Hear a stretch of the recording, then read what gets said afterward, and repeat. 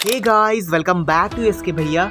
आज की इस वीडियो में हम लोग पढ़ने जा रहे हैं क्लास 12 इनऑर्गेनिक केमिस्ट्री के ऑल चैप्टर्स को एकदम डिटेल में पढ़ेंगे। तो वीडियो को एंड तक वॉच करना, वन शॉट में सारे चैप्टर्स को वॉच करेंगे। और हाँ, जिस भी स्टूडेंट्स ने अभी तक एक भी चैप्टर नहीं पढ़ा है डिटेल में, तो ये वीडियो उसके लिए बहुत इंपॉर्टेंट है। एंड वीडियो को वॉच करने से पहले गाइस वीडियो को लाइक करके चैनल को भी सब्सक्राइब कर लो।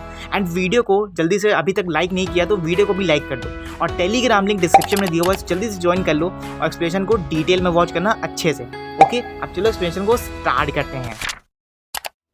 सबसे फर्स्ट चैप्टर जो हमारा आता है वो आता है हमारा सॉल्यूशन चैप्टर। सॉल्यूशन चैप्टर सबसे बेसिक से स्टार्ट करते हैं। तो चलो देखते हैं क्या है डेफिनेशन। अगर देखें तो डेफिनेशन में लिखा हुआ है आ solution is a mixture. Solution एक मिक्सचर है। दो या दो से ज़्यादा अगर कॉम्पोनेंट को तुम लेते हो तो उसको हम होमोजीनस भी बोलते हैं यहाँ पे। ठीक है, देखो एग्जाम्पल देखा जाए तो ये इनटेक करता है, अगर तुम सॉल्ट को ले लो और वाटर को ले लो और तुम डिजोल्व कर दो तो ये एक सॉल्यूशन का काम करता है यहाँ पे। ठीक है, ओबियस सी बात है, ये चीज़ पता होगी। अब आगे देखते हैं। देखो आगे आती है हमारी स्ट्रेंथ। स्ट्रेंथ में हम सीधे जाएंगे मास परसेंटेज में। ये डेफिनेशन पूछी जाएगी तो ईजिली अच्छे से पढ़ लेना, क्योंकि वेरी वेरी इंपॉर्टेंट है ये। मास परसेंटेज की बात करें तो भैया मास का परसेंटेज हम कैसे निकालते हैं। ठीक है, ये इसका साइन होता है मास परसेंटेज निकालने का। अगर तुम इसको डिनोट करते हो तो इसके जो कंपोनेंट हैं वो 100 ग्राम ऑफ सॉल्यूशन से हम यहाँ पे क्या करते हैं, मास को लेते हैं। मास का कंपोनेंट जब भी देखोगे तुम तो 100 ग्राम ऑफ सॉल्यूशन से ही स्टार्ट करोगे। ठीक है, ये कुछ फॉर्मूला होता है इसका कि mass of component in the solution. Solution में तुम्हारा जितना भी मास दिया हुआ है, ठीक है, उसको तुम यहाँ पे रखोगे। एंड टोटल मास जितना तुमको प्रेजेंट है क्वेश्चन में उसको तुम रखोगे और इंटू कर दोगे यहाँ पे 100 से। ठीक है, इंटू कर दोगे तुम 100 से। चलो आगे देखते हैं। आगे आता है हमारे यहाँ पे वॉल्यूम परसेंटेज। परसेंटेज का वॉल्यूम कैसे निकालते हैं, ये कुछ ऐसे सिंबल से डिनोट करोगे। इसको रिप्रेजेंट करते हो वॉल्यूम को इसके कंपोनेंट से। इसका सॉल्यूशन होता है वो 100 लीटर होता है, यानी 100 मिलीलीटर होता है। ठीक है, 100 ml में होता है। वॉल्यूम का जो कंपोनेंट होगा, यानी इसका जो फॉर्मूला डिनोट करोगे तुम, volume of a component total volume of a solution, इसको भी तुम 100 से मल्टीप्लाई करोगे और यहाँ पे डिवाइड करने के बाद इसका जो आंसर है वो तुम्हारे यहाँ पे प्रूव हो जाएगा। फिर बात करें यहाँ पे मास बाय वॉल्यूम परसेंटेज की, यानी वॉल्यूम परसेंटेज का तुम मास कैसे निकालोगे, तो W/M करोगे यहाँ पे। इसको तो डिनोट करोगे यहाँ पे 100 ऑफ ml से। सेम इसमें भी सॉल्यूट तुम 100 ग्राम लोगे, ग्राम्स में लोगे यहाँ पे। ठीक है, और जो सॉल्यूशन तुम्हारा निकलेगा वो यहाँ पे प्रेजेंट होगा। एंड अब बात करें यहाँ पे कि इसका फॉर्मूला क्या रिप्रेजेंट होगा, तो mass of solute in gram, volume of solution in millilitre, और यहाँ पे 100 में जो है इनसे मल्टीप्लाई कर दोगे। ठीक है, ये चीज बहुत इंपॉर्टेंट है इस चैप्टर में। बेसिक से स्टार्ट कर रहे हैं चैप्टर्स को और एंडिंग में खत्म करेंगे एकदम बेसिक से। चलो अब बात करें आगे, तो आगे आता है हमारा यहाँ पे पीपीएम। ठीक है, पीपीएम भी पूछा गया है बहुत पेपर्स में। ठीक है, कंपार्टमेंट पेपर से अगर उठाओगे प्रीवियस ईयर के तो पीपीएम भी तुमसे बहुत बार पूछा गया है कि पीपीएम में डेफिनेशन क्या होगी। डेफिनेशन भैया ये होगी, अगर मास टू मास है, वॉल्यूम टू वॉल्यूम है, एंड मास को अगर वॉल्यूम में तुमको वेस्ट करना है, यानी एक्सप्रेस करना है उसकी कंसंट्रेशन के साथ में, तो पार्ट्स पर मिलियन तुम्हारा यूज करोगे, यानी पीपीएम को तुम यूज करोगे। कैसे यूज करोगे पीपीएम को, जितने भी तुम्हारे number of parts of component दिए हैं उसको तुम यहाँ पे रखना है। एंड जितना भी तुमको total number of all component दिया सॉल्यूशन में उसको तुम यहाँ पे प्रेजेंट करोगे, दोनों को डिवाइड करोगे इनटू 100 से। सेम इसमें भी तुम्हारा जो आंसर है वो पीपीएम में आ जाएगा। ठीक है, समझ में आ गया, इजीएस्ट है। अब बात करें यहाँ पे मोल फ्रैक्शन की। मोल फ्रैक्शन को डिनोट करोगे तुम यहाँ पे एक्स से। ठीक है, द नंबर ऑफ मोल, जितने भी number of moles of solute है वो 1 मोल ऑफ सॉल्यूशन कहलाते हैं तुम्हारे। ठीक है, उसको हम बोलते हैं यहाँ पे हम 1 मोल ऑफ सॉल्यूशन। अब बात करें यहाँ पे फ्रैक्शन फॉर्म में, तो फ्रैक्शन फॉर्म में तुम कैसे लिखोगे, number of moles of component and total number of moles of components. जितने भी number of moles of component हैं उनको तुम यहाँ पे रखोगे ईच ऑफ सॉल्यूट में, एंड जितने भी total number of moles of component है उसको तुम यहाँ पे सॉल्वेंट में रखोगे। एंड दोनों को जब डिवाइड करके मल्टीप्लाई करोगे तो तुम्हारा एग्जैक्ट जो आंसर है वो यहाँ पे कंफर्म हो जाएगा। अब बात करें यहाँ पे, देखो अमाउंट ऑफ मोल्स में जैसे ए और बी दिया हुआ है, दो एक बाइनरी मिक्सचर है। Na तुम्हारा यहाँ पे हो गया, ए को डिनोट कर रहा है, एनबी तुम्हारा यहाँ पे नंबर ऑफ बी को, अमाउंट ऑफ बी को यहाँ पे डिनोट हो रहा है। एंड मोल फ्रैक्शन की बात करें यहाँ पे ए विल बी, तो इसका जो फॉर्मूला बनता है मोल फ्रैक्शन का वो ये होता है एक्स से equals to N A upon में N A plus N B, यानी number of solute particles and plus में नंबर ऑफ सॉल्वेंट पार्टिकल्स। ठीक है, समझ में आ रहा है, एक्स से तुम्हारा यहाँ पे मोल फ्रैक्शन होता है। ठीक है, ये इजीली यहाँ पे कंफर्म हो जाएगा। अब बात करें यहाँ पे मोलैरिटी की। मोलैरिटी तुम यहाँ पे एम से डिनोट करते हो। ठीक है, it represent the number of moles of solute. Number तुम कैसे रिप्रेजेंट करोगे, the number of moles of solute है उनको तुम 1 लीटर ऑफ सॉल्यूशन से यहाँ पे डिनोट करोगे। यदि 1 लीटर ऑफ सॉल्यूशन तुम्हारा यहाँ पे क्या होगा, जब भी तुम सॉल्यूट लोगे ना तो 1 लीटर ऑफ सॉल्यूशन से ही यहाँ पे रिप्रेजेंट करोगे। मोलैरिटी की बात करें तो कैपिटल एम होती है, इसमें क्या रखना पड़ता है, कैसे डिवाइड करना पड़ता है। देखो मोल्स ऑफ सॉल्यूट लोगे अपॉन में वॉल्यूम ऑफ सॉल्यूशन लीटर। जैसे तुम इन लोगों को दोनों चीज को रखोगे ना, मतलब दोनों का सॉल्यूट और सॉल्वेंट को रखोगे, तो यहाँ पे तुम्हारा जितनी भी तुम्हारी अमाउंट ऑफ वैल्यू होगी उसको यहाँ पे प्रेजेंट करोगे एंड तुम्हारा जो आंसर है वो यहाँ पे प्रेजेंट हो जाएगा। अब बात करें यहाँ पे molarity is measured in the milligrams. और भैया इससे रिलेटेड का क्वेश्चंस भी आएंगे क्या? देखो क्वेश्चंस मैटर नहीं करते, क्वेश्चंस नहीं आएंगे इससे, बस फॉर्मूला पता होना चाहिए इसका, फॉर्मूला याद कर लेना एंड फॉर्मूला बहुत इंपॉर्टेंट है। प्लस डेफिनेशन देख लेना, क्योंकि डेफिनेशन भी कभी कभी पूछी जाती है 1-1 मार्क्स में, हो सकता है तुमसे एमसीक्यू में पूछ लिया जाए। ठीक है, तो डेफिनेशंस एंड फॉर्मुलेस अच्छे से याद कर लेना। आप वापस से ट्रैक पे आ जाओ। मोलैरिटी को कैसे मेजर करते हो? मिलीग्राम से मेजर करते हैं पर लीटर में, इसको डिनोट करते हैं यहाँ पे कैपिटल एम से। इसको मोलर भी बोलते हैं यहाँ पे। इसकी डेंसिटी होती है सॉल्यूशन में वो मास पर यूनिट वॉल्यूम होती है। ठीक है, देखो मास पर यूनिट वॉल्यूम यहाँ पे लिखा हुआ है। डेंसिटी देखो यहाँ पे दिया हुआ है मास ऑफ सॉल्यूशन अपॉन में वॉल्यूम ऑफ सॉल्यूशन। ठीक है, चलो आगे देखते हैं। आगे देखो हमारा आता है यहाँ पे मोलैरिटी। ठीक है, मोलैरिटी हम पढ़ चुके हैं। मोलैरिटी की बात करते हैं तो स्मॉल एम से नोट करते हैं यहाँ पे हम। ठीक है, दोनों ही देखो यहाँ पे नेम सेम है बट फॉर्मुलेस में थोड़ा सा डिफरेंस आएगा। यहाँ पे देखो क्या है, फॉर्मुले में सिर्फ किलोग्राम का डिफरेंस है। वहां पे क्या था, वहां पे मिलीलीटर था एंड यहाँ पे क्या बात कर रहे हैं, यहाँ पे किलोग्राम की बात कर रहे हैं। किलोग्राम में की बात करेंगे यहाँ पे हम। ठीक है, अब देखो इसको डिनोट करते हैं यहाँ पे हम number of moles of solute present. जितने भी number of moles of solute हैं उनको भी यहाँ पे हम पर किलोग्राम ऑफ सॉल्वेंट से क्या करेंगे, डिनोट करेंगे। एंड अब बात करें मोलैरिटी की, तो मोलैरिटी में जितना मोल्स ऑफ सॉल्यूट दिया है उसको तुम यहाँ पे प्रेजेंट करोगे सॉल्यूट पार्टिकल्स में। एंड जितने भी तुम्हारे number of moles of solvent हैं उनको तुम केजी में, जितने तुम्हारी वैल्यू दी गई केजी में, उसको तुम यहाँ पे प्रेजेंट करोगे और इंटू कर दोगे तुम यहाँ पे 100 से। ठीक है, 100 से इंटू करोगे, इजिली तुम्हारा जो आंसर है वो यहाँ पे प्रेजेंट हो जाएगा। अब बात करें यहाँ पे मोलैरिटी की, तो मोलैरिटी जो है मेजर करते हैं इसको किलोग्राम यानी मोर पर किलोग्राम में। ठीक है, it can be written as M और मोलर। अब आगे देखते हैं, आगे हमारा आता है यहाँ पे वेपर प्रेशर। ठीक है, वेपर प्रेशर भैया क्या होता है? देखो वेपर प्रेशर की बात करें यहाँ पे, तो वेपर प्रेशर तुम्हारा डेफिनेशन देखें अगर, तो ये एक टेम्परेचर है, गिवन टेम्परेचर, तुमको टेम्परेचर गिवन है। जो वेपर प्रेशर होता है वो लिक्विड और सॉल्यूशन को प्रेशराइज करके एग्जर्ट करता है वेफर्स के फॉर्म में। आप एक एग्जांपल ले लेते हैं, जैसे मान लो कि तुम्हारे फ्लोर पे अगर तुमने वाटर को क्या कर दिया, गिरा दिया, वाटर मान लो फैला दिया, तुमने वाटर को फैला दिया एंड तुमने क्या किया, बहुत गरम गरम, मतलब एटलीस्ट मान के चलो कि तुमने क्या किया कि फायर बंद किया। ठीक है, बहुत गरम गरम फायर बंद किया, तो क्या होगा कि जो फ्लोर पे जो वाटर है वो बबल्स के फॉर्म में क्या होंगे, इवेपोरेट होंगे। ठीक है, बबल्स के फॉर्म में क्या होंगे, इवेपोरेट होंगे। जैसे ही इवेपोरेट होंगे तो उसको बोलते हैं यहाँ पे हम कुछ वेफर्स के फॉर्म में प्रेशर एक्सर्ट करके, यानी वाटर में वो प्रेशर एक्सर्ट करके वो इक्विलिब्रियम के फॉर्म में लिक्विड सॉल्यूशन को यहाँ पे क्या करेंगे, लिक्विड सॉल्यूशन के साथ प्रेजेंट हो जाएंगे। देखो तुम अब एग्जांपल दिया मैंने तुम लोग को ये, एंड तुम अगर यहाँ पे तुम अगर बीकर लेते हो, उस बीकर में तुम वाटर को डाल दो, वाटर को डालने के बाद कुछ देखना, कुछ अगर ऊपर से उसको पूरा पैक कर दो। ठीक है, वाटर में कुछ ऐसे वेफर्स होंगे या फिर कुछ ऐसे एग्जैक्ट पार्टिकल्स होंगे, वो यहाँ पे क्या होंगे, वेपराइज होने की कोशिश करेंगे। ठीक है, तो वेपराइज के फॉर्म में यहाँ पे दिखेंगे। तो यहाँ पे क्या बोलते हैं, vapour pressure inversely proportional to escaping tendency. Escaping tendency का मतलब होता है स्केप करना, यानी उनके बबल्स यानी उनकी वेफर्स को स्केप करना, यानी उसके जो वेफर्स है वो स्केप करना चाह रहे हैं। तो स्केप टेंडर का मतलब यही होता है यहाँ पे। ठीक है, वेपर प्रेशर क्या हो रहा है, यहाँ पे स्केप कर रहे हैं। अब आगे देखते हैं, आगे आते हैं हमारे यहाँ पे ideal and non ideal solutions. Ideal solution देखते हैं, सबसे पहले क्या होता है, ideal solution is one in which the each component follows the Raoult's law under all the temperatures and the concentration circumferences. देखो जो आइडियल सॉल्यूशन होता है वो यहाँ पे रूट्स लॉ को फॉलो करता है। ठीक है, अब रूट्स लॉ क्या होता है अभी हम लोग थोड़ा सा आगे पढ़ेंगे। रूट्स लॉ क्या करता है, यहाँ पे कंपोनेंट, ये आइडियल सॉल्यूशन क्या करता है, रूट्स लॉ को फॉलो करता है। तो यहाँ पे इसके जितने भी टेम्परेचर होंगे, किसके, रूट्स लॉ के जितने टेम्परेचर हैं, कंसंट्रेशन है, उसको यहाँ पे क्या करेगा, आइडियल सॉल्यूशन फॉलो करेगा। प्रॉपर्टीज देखें तो प्रॉपर्टीज में क्या होता है कि डेल्टा, यानी अगर तुम हीट कराते हो हाइड्रोजन को यानी मैक्सिमम में, ठीक है, मैक्सिमम में, तो क्या हो जाएगा, तब भी जीरो हो जाएगा। एंड जो अगर वॉल्यूम को मिनिमम में देखोगे तब भी वो जीरो हो जाएगा। भैया जीरो क्यों हो जाएगा, यहाँ पे कंसंट्रेशन जब रूट्स लॉ को फॉलो करती है तो जितनी भी कंसंट्रेशन है, जितनी भी तुम्हारी आइडियल कह सकते हो टेम्परेचर है, वो यहाँ पे क्या हो जाता है, जीरो हो जाता है, क्योंकि कंसंट्रेशन वहां पे नहीं होती, टेम्परेचर वहां पे नहीं होता है, लेस होता है, लेस अमाउंट में होता है। ठीक है, attractive forces between the A and B, जितनी भी अट्रैक्टिव फोर्सेज हैं, ए ले लो, बी ले लो, मॉलिक्यूल्स के साथ में अप्रोक्सीमेटली कंपेरेबल होती है यहाँ पे ए एंड बी मॉलिक्यूल्स के साथ में। अगर ए एंड बी को देखोगे तुम, तो अगर तुम ए मॉलिक्यूल्स को लेते हो और बी मॉलिक्यूल्स को लेते हो, तो भैया जब अगर तुम उसको इक्वल टू में अगर मॉलिक्यूल्स को डिनोट करोगे, यानी इक्वल एक अमाउंट में करोगे, तो ए एंड बी मॉलिक्यूल्स क्या होंगे, यहाँ पे प्रेजेंट हो जाएंगे हमारे। आगे देखते हैं, देखो एग्जांपल जैसे दिया गया है बेंजीन एंड टाउलिन का अगर सॉल्यूशन लेते हो यहाँ पे n hexane and n heptane का, तो ये एक सॉल्यूशन बन रहा है हमारा।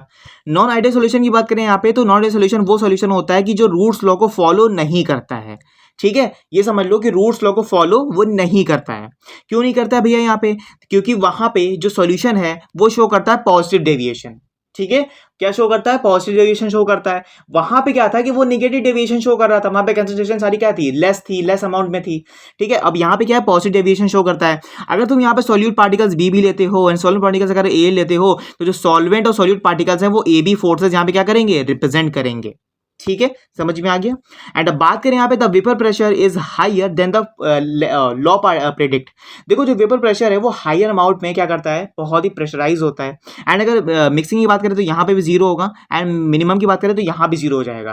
देखो यहाँ पे अगर टेम्परेचर की बात करें, टेम्परेचर पे बात नहीं हो रही यहाँ पे रूट्स लॉ को फॉलो की बात हो रही है। तो रूट्स लॉ बेसिकली फॉलो क्या करता है? Raoult's law basically concentration, temperature and जो उसका जो इसकी हाइपर कंसंट्रेशन है, किसकी? प्रेशर की एंड मॉलिक्यूल्स की, उसको सिर्फ फॉलो करता है, उसकी कंसंट्रेशन को हटा देता है, चाहे वो निगेटिव में हो चाहे वो पॉजिटिव में हो। ठीक है, तो यहाँ पे क्या हो जाएगा? Equals to zero, not equals to zero. ये क्या करता है? फॉलो नहीं करता है। तो यहाँ पे क्या लग जाएगा? नॉट इक्वल टू लगेगा। यहाँ पे ग्रेटर देन लगा हुआ है तो यहाँ पे नॉट इक्वल टू यहाँ पे क्या कर देंगे? लगा देंगे। शायद यहाँ पे प्रिंटिंग में नहीं हुआ होगा नॉट इक्वल टू, यहाँ पे नॉट इक्वल टू आ जाएगा। अब बात करें यहाँ पे एथेनॉल विद एसीटोन। अगर एथेनॉल के साथ तुम एसीटोन लेते हो तो यहाँ पे एग्जाम्पल बताता है कि जो कार्बन डाइसल्फाइड एंड एसीटोन है, तो यहाँ पे क्या होते हैं? यहाँ पे ये मिक्सअप हो जाते हैं। जब तुम मिक्स करोगे तो ये क्या करते हैं? यहाँ पे रूट्स लॉ को फॉलो ये भी नहीं करते हैं। ठीक है, तो यहाँ पे एग्जांपल्स हमारे यहाँ पे प्रेजेंट हो जाएगा। नेगेटिव डेविएशन की बात करें यहाँ पे रूट्स लॉ की, तो यहाँ पे शोन करता है यहाँ पे सॉल्यूशन, देख सकते हो यहाँ पे लिखा हुआ है। एंड अब बात करें यहाँ पे the vapour pressure is the law predict, देख सकते हो यहाँ पे भी दिया हुआ है delta H mixing greater than में जीरो। ठीक है, जो कि जीरो हो जाएगा यहाँ पे, यानी not equals to, not equals to. ठीक है, एग्जाम्पल में देखो दिया हुआ है phenol and aniline, chloroform and acetone, so on. यहाँ पे एग्जाम्पल दिए हुए हैं। Curves of pressure and the composition for a solution with a negative variation. जितने भी तुम्हारे कर्व्स एंड प्रेशर हैं, मतलब जितने भी तुम्हारे कर्व्स प्रेशर डिनोट कर रहे हैं यहाँ पे, तो जो सॉल्यूशन होगा तुम्हारा नेगेटिव डेविएशन का, वो यहाँ पे ऐसे शो करेगा। ठीक है, नॉट इक्वस टू में, नॉट इक्वस टू में तुम्हारा नॉन आइडियल करेगा, एंड आइडियल तुम्हारा क्या करेगा? इक्वस टू में करेगा। ठीक है, शो करेगा। अब बात करें आगे, तो आगे देखो लिखा हुआ है एजियोट्रॉप्स। एजियोट्रॉप्स क्या क्या होते हैं? एजियोट्रॉप्स वो एजियोट्रॉप्स होते हैं जो बाइनरी मिक्सचर को बॉईल करते हैं एज अ सेम टेम्परेचर पे, has a same component liquid and vapour pressure. अगर तुम एजियोट्रॉप्स को लेते हो तो एजियोट्रॉप्स के बाइनरी मिक्सचर्स में कुछ ऐसे टेम्परेचर्स पे अगर तुम यहाँ पे बॉईल करते हो, उसी सेम टेम्परेचर, मान के चलो कि तुम्हारा 170 डिग्री सेम टेम्परेचर है, एजियोट्रॉप्स के जितने मॉलिक्यूल्स हैं तुमने डाल दिए और वो बॉयल हो रहे हैं। बॉयल होने के बाद उनका जो कॉम्पोजिशन होगा वो भी एक सेम अमाउंट में होगा। जो लिक्विड वेपर्स हो रहा है, यानी लिक्विड जो हीट हो रहा है, वो लिक्विड वेपर्स के फॉर्म में जो इवेपोरेट हो रहा है, ये फ्रेजेस के फॉर्म में दिख रहे हैं, तो उनके कुछ आयंस, यानी वो जो वेपरेट हो रहे होंगे, तुम्हारे जो मॉलिक्यूल्स वेपरेट हो रहे होंगे, ठीक है, कुछ वेपर्स के फॉर्म में जो मॉलिक्यूल्स वेपरेट हो रहे हैं, तो उनमें कुछ आयंस या फिर कह सकते हो कुछ ऐसे कुछ मिक्सचर्स होंगे, वो भी यहाँ पे इवेपरेट हो रहे होंगे। तो एजियोट्रॉप्स ऐसे मिक्सचर को बताता है कि ऐसे कोई मिक्सचर अगर इवेपरेट हो रहे हैं सेम टेम्परेचर के साथ में, सेम कंपोजिशन के साथ में, तो वो क्या डिनोट करेंगे? दो इक्वेशन को डिनोट करेंगे, एक मिनिमम, एक मैक्सिमम।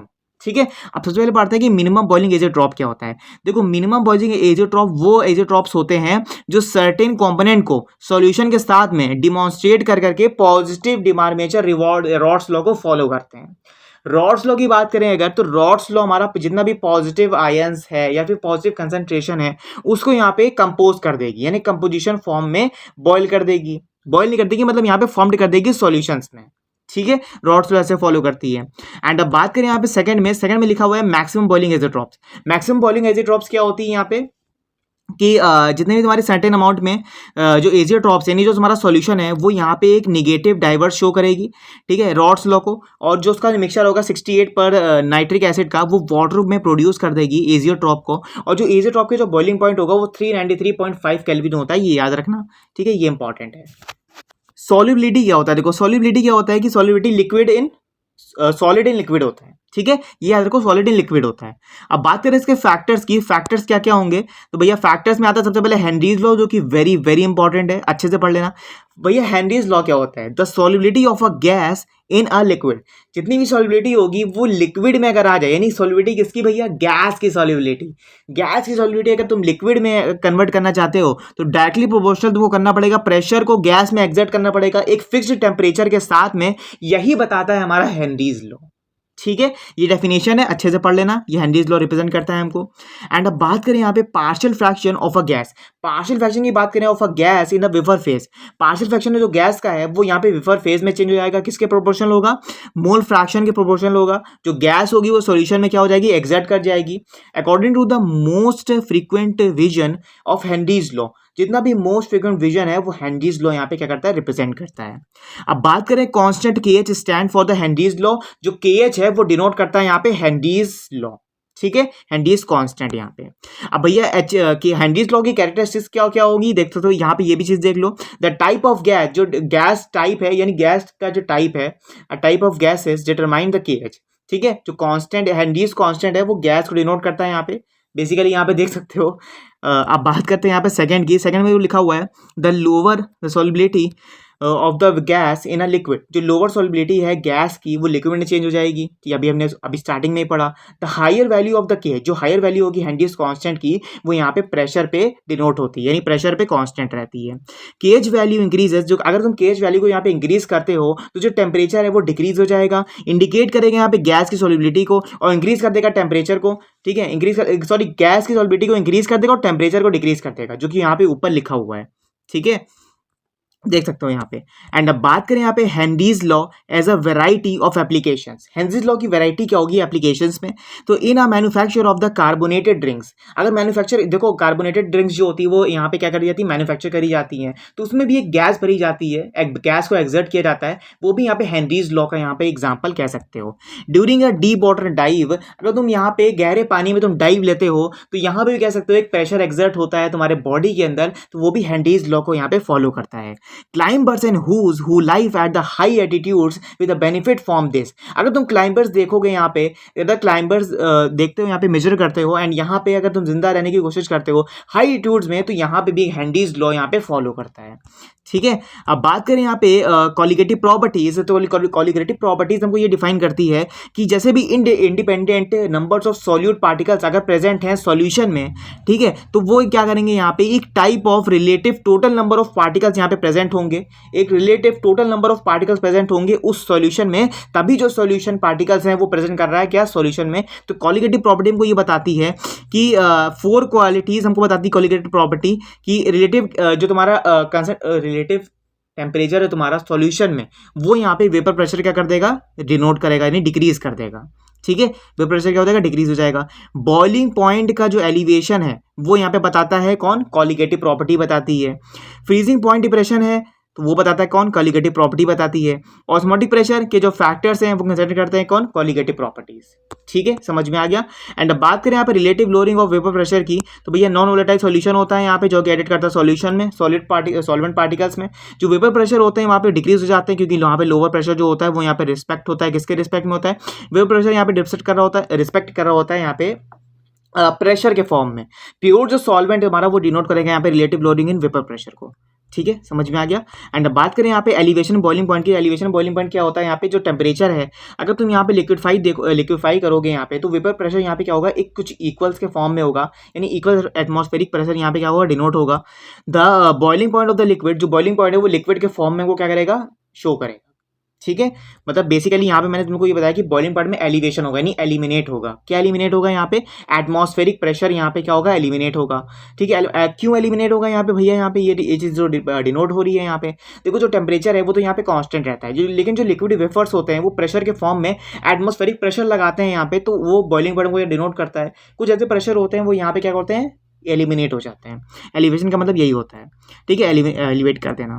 तो vapour pressure of the solvent, जो वेपर प्रेशर है सॉल्वेंट का वो डिक्रीज हो जाता है। यहाँ पे जो नॉन वोलेटाइल सॉल्यूट पार्टिकल्स होते हैं वो ऐड होते हैं यहाँ पे टेम्परेचर्स के फॉर्म में, ठीक है। बॉयल अगर टेम्परेचर सॉल्यूशन को तुम बॉयल करोगे यहाँ पे हायर अमाउंट में, जो रिजल्ट है बॉइलिंग पॉइंट का वो यहाँ पे सॉल्यूशन के थ्रू यहाँ पे प्रेजेंट होगा। Elevation boiling point is define, elevation boiling point define करता है यहाँ पे इंक्रीजिंग बॉइलिंग पॉइंट को, जैसे यहाँ पे लिखा हुआ है डेल्टा टी बी माइनस का T B naught. Delta T B तुम्हारा यहाँ पे क्या कर रहा है, elevation of boiling point denote कर रहा है, ठीक है। टीबी तुम्हारा यहाँ पे नॉर्मल बॉइलिंग पॉइंट है, ठीक है, और टी नॉट भी क्या है तुम्हारा यहाँ पे बॉइलिंग पॉइंट। देखो boiling point of constant of boiling point delta, अगर तुम यहाँ पे कॉलिगेटिव प्रॉपर्टी लगा देते हो, ठीक है, और यहाँ पे डिनोट करते हो तुम यहाँ पे इग्लोस्कोपिक कांस्टेंट के साथ में, देखो कांस्टेंट यहाँ पे एक मोलर एलिवेशन कांस्टेंट लगा हुआ है इग्लोस्कोपिक कांस्टेंट के साथ में, तो यहाँ पे delta T B equal to K B M हो जाएगा। के तुम्हारा यहाँ पे क्या है, कांस्टेंट है, बी में तुम्हारा यहाँ पे क्या मोलारिटी लगी हुई है, एंड बी तुम्हारा यहाँ पे बॉइलिंग पॉइंट है, ठीक है। एंड यहाँ पे boiling point elevation constant K B denote होगा, and the molar elevation constant ebullioscopic constant यहाँ पे डिनोट हो गया। अब बात करें इसकी कैलकुलेशन की, कैलकुलेशन में जो दिया हुआ है ये फॉर्मूला कुछ ऐसे डिनोट दिया हुआ है बॉइलिंग पॉइंट का, कुछ इसको तुम यूज करोगे, इसको यूज करने के बाद अब तुम्हारा जो फॉर्मूला है वो यहाँ पे डिनोट हो जाता है। एंड अब बात करें यहाँ पे डिफरेंशियल इन फ्रीजिंग पॉइंट की, डिफरेंशियल फ्रीजिंग पॉइंट क्या होता है यहाँ पे, अगर फ्रीजिंग पॉइंट की सब्सटेंस की बात करें यहाँ पे, तो जो टेम्परेचर है वो यहाँ पे क्या करता है, वेपर प्रेशर को एक सब्सटेंस के फॉर्म में लिक्विड फेस के इक्वल कर देता है। एंड यहाँ पे जो वेपर प्रेशर होते हैं वो सब्सटेंस के फॉर्म में सॉलिड फेस को यहाँ पे रिप्रेजेंट करते हैं हमको। जो वोलेटाइल सॉल्यूशन होता है solid and introduced of solvent vapour pressure, जितने भी सॉल्वेंट वेपर प्रेशर हैं वो यहाँ पे ड्रॉप हो जाएंगे कुछ सॉलिड सॉल्वेंट पार्टिकल्स के फॉर्म में, क्योंकि टेम्परेचर वहाँ पे लोअर होगा। जो रिजल्ट आएगा तुम्हारा वो ये रिजल्ट आएगा कि जितने भी सॉल्वेंट ऑफ पार्टिकल्स हैं फ्रीजिंग पॉइंट में वो यहाँ पे डिप्रेशन ऑफ फ्रीजिंग पॉइंट यहाँ पे डिनोट करेगा, ठीक है। आगे देखो हमारा आता है यहाँ पे depression in freezing point defined as a T F, यानी डेल्टा के साथ टी एफ, यानी टेम्परेचर ऑफ कांस्टेंट, यानी temperature constant of freezing point. देखो freezing point delta T F से डिनोट करेंगे यहाँ पे हम, ठीक है। टी एफ नॉट तुम्हारा यहाँ पे कांस्टेंट है, एंड माइनस का टी एफ नॉट यहाँ पे नॉर्मल तुम्हारा फ्रीजिंग पॉइंट है। टी एफ नॉट तुम्हारा रिप्रेजेंट कर रहा है फ्रीजिंग पॉइंट को, जो कि pure solvent of T F है।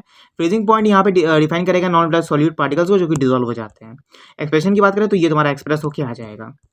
फिर बात करें यहाँ पे ऑस्मोसिस की, ऑस्मोसिस में लिखा हुआ है कि when a semi permeable membrane, जो सेमी परमेबल मेम्ब्रेन है वो यहाँ पे सेपरेट हो रहा है, एंड यहाँ पे pure solvent and a solution यहाँ पे बताता है कि जितने भी सॉल्वेंट पार्टिकल्स होते हैं वो रिमूव हो जाते हैं मेम्ब्रेन में फ्रॉम अ सॉल्वेंट साइड से जो सॉल्यूशन है वो बताता है, जो ऑस्मोसिस है वो बताता है यहाँ पे फिनोमेना को, ठीक है। एज्यूम करो कि यहाँ पे तुम्हारे पास एक सॉल्वेंट पार्टिकल्स है, ठीक है। मान के चलो कि तुम्हारा यहाँ पे ग्रीन कलर लेते हैं, मान के चलो कि तुम्हारे पास एक ये ऑब्जेक्ट है, एंड तुम ये मान के चलो कि तुम्हारा एक, देखो तुमने सबके घरों में देखो छन्नी तो होगी, ठीक है, जिसे चाय छानते हैं। तो देखो अगर तुम मान के चलो कि तुम्हारी जितने भी, अगर तुम चाय को छानते हो तो देखते हो कि जो हमारी जो चाय पत्ती होती है यानी टी जो होती है वो ऊपर रह जाती है, वो क्या होते हैं, हमारे सॉल्वेंट पार्टिकल्स होते हैं, ठीक है। वो क्या होते हैं यहाँ पे रिमूव नहीं होते हैं, वो सॉल्वेंट पार्टिकल्स क्या होते हैं वो रिमूव नहीं होते हैं, एंड जो हमारी नॉर्मल जो सॉल्यूट पार्टिकल्स होते हैं वो रिमूव हो जाता है, ठीक है। तो वही चीज़ बताई गई। ऑस्मोसिस क्या करता है कि यहाँ पर एक सेकेंड, सॉल्वेंट पार्टिकल, हाँ, तो ऑस्मोसिस क्या करता है, जितने भी सॉल्वेंट पार्टिकल्स होते हैं उसको तो यहाँ पे मूव कर देता है मेम्ब्रेन से, लेकिन जितने भी सॉल्यूशन साइड से मूव कर देता है, लेकिन जितने भी हमारे सॉल्यूट पार्टिकल्स होते हैं वो यहाँ पे क्या होते हैं कि रिमूव नहीं होते सॉल्यूशन साइड से, वो रह जाते हैं, एंड इसी को बोलते हैं यहाँ पे हम ऑस्मोसिस, ठीक है। समझ में आ गया। सो अब देखें यहाँ पे हम दो सेमी परमेबल मेम्ब्रेन, जो सेमी परमेबल मेम्ब्रेन है वहाँ से वो चीज़ रिमूव हो जाती है एंड अलाउ करता है स्मॉल मॉलिक्यूल्स ऑफ टू पास, जितने भी स्मॉल मॉलिक्यूल्स हैं, ठीक है, वो पास हो जाते हैं किससे, सॉल्यूट पार्टिकल से, and while blocking the bigger with the solute molecules, और वो क्या हो जाते हैं, सॉल्यूट जो मॉलिक्यूल्स हैं वो ब्लॉक हो जाते हैं उसी फॉर्म में, ठीक है, उसी के फॉर्म में। तुम्हारे एनसीईआरटी में भी एक एग्जाम्पल बना होगा, उसे देख लेना, ठीक है, उसे समझ लेना कि वहाँ पे एग्जाम्पल वहाँ पे रिप्रेजेंट किया गया है। ऑस्मोटिक प्रेशर क्या होता है, ऑस्मोटिक प्रेशर बेसिकली यहाँ पे क्या करता है, प्रेशर को एक्सेस करता है, एंड यहाँ पे जो सॉल्यूशन है तुम्हारा वो प्रिवेंट ऑस्मोसिस में होता है, एंड यहाँ पे जितने भी तुम्हारे सॉल्वेंट मॉलिक्यूल्स हैं वो फॉलो करते हैं सेमी परमेबल को, बैरियर का काम करता है सेमी परमेबल यहाँ पे, एंड जो सॉल्यूशन है वो तो रिमूव हो जाता है, लेकिन जो ऑस्मोटिक प्रेशर में जितने भी तुम्हारे प्रेशर्स होते हैं, सिर्फ सॉल्यूशन में क्या होता है, प्रेशर एक्सर्ट होता है, ठीक है। एग्जाम्पल पे ले लो तुम यहाँ पे कि जो ऑस्मोटिक प्रेशर है वो यहाँ पे वो इक्वल प्रेशर को खाली एक्सेस करता है, और जितने भी प्रेवेंट ऑफ ऑस्मोसिस जैसे काम करता है कोटिंग का, वैसे ही सॉल्यूशन में जो ऑस्मोटिक प्रेशर है pi is equals to CVRT यानी CRT का काम करते हैं। ठीक है, ये चीज़ ध्यान रखना।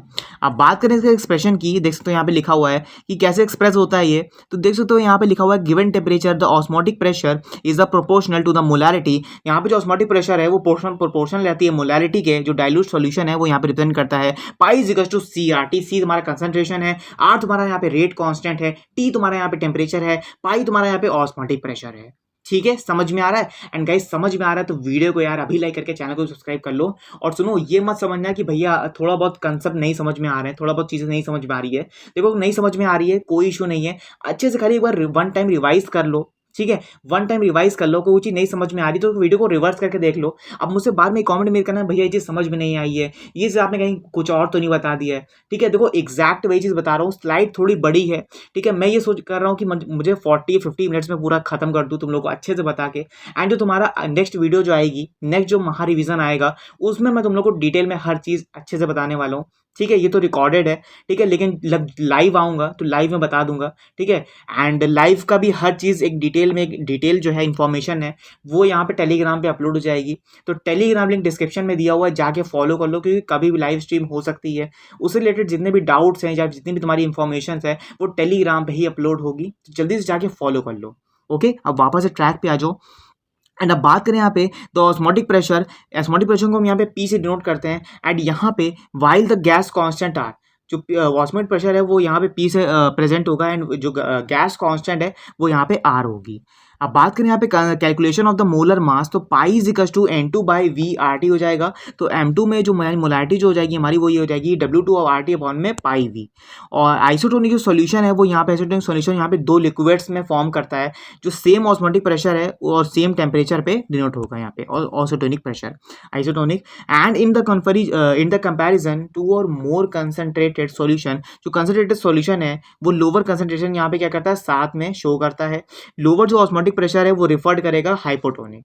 ठीक है, in the comparison to a dilute solution, अगर कंपैरिजन में देखा जाए तो सॉल्यूशन जो डाइल्यूट हो रहा है, ठीक है, सॉल्यूशन वो हायर कंसंट्रेशन में हो रहा है। एंड जो हायर ऑस्मोटिक प्रेशर लग रही है, यानी कंसंट्रेशन जो लग रही है सॉल्यूशन में, वो यहाँ पे रिफर कर रहा है कौन, हाइपरटोनिक।